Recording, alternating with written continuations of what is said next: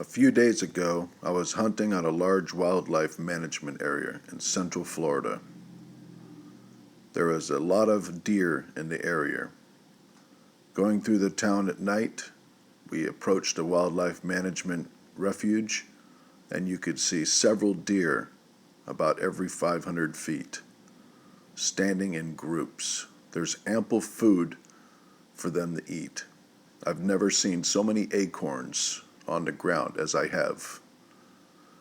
So with plenty of deer, this is a prime area to attract Sasquatch. Hunters usually do 2 hunts a day. You stay in your stand until about 11 a.m. You come back, grab some lunch at your truck, and then you head back out for the second hunt. My second hunt, I planned on making my way to the river's edge. The river's edge is actually surrounding a remote island in the middle of this refuge. I believe that this is a Bigfoot habitat. He's absolutely safe in this island because it is surrounded by a moat, which is gator infested. During my second hunt of the day, I like to travel light. Instead of carrying a big backpack, I usually carry a fanny pack. And I stay out there until it gets dark and I make my way back with a pen light. Unfortunately, when I got halfway there, I figured out I left my flashlight in the truck. So I knew I would have to head back about 45 minutes to an hour before it got dark. After making my way through the woods, I reached a swamp. By the time I got to the swamp, I had about an hour left of daylight. When I got to the swamp's edge, which was the river's edge, I realized that I would not be able to cross this river.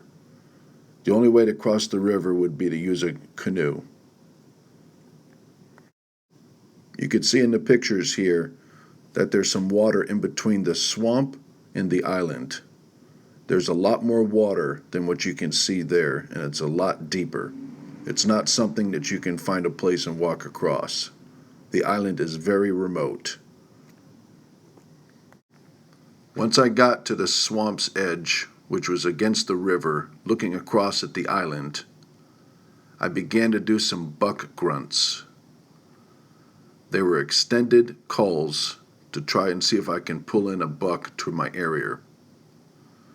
Right after I stopped, I began to hear several whoops. I heard 5 of them before I got my recorder going. You will want to put on a pair of good headphones because you're going to hear 2 whoops. One of them is hard to hear as I talked over, the other one is clear. These whoops were coming from the island, about 300 yards away from my estimation. There is nobody on this island. After I make my buck grunt calls, I heard the whoops, and after that there was a pause of about 2 minutes, and then I began to make my own whoops out loud to the direction I heard it, and then I got a response.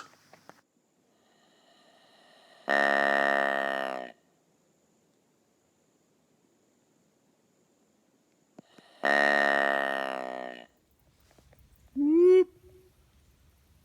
That was me.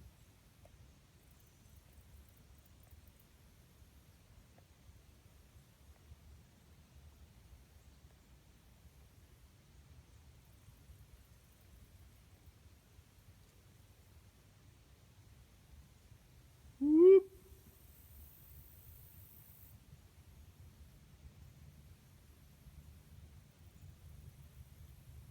That figures. Whoop. Ah, I just did it when I'm talking. Whoop.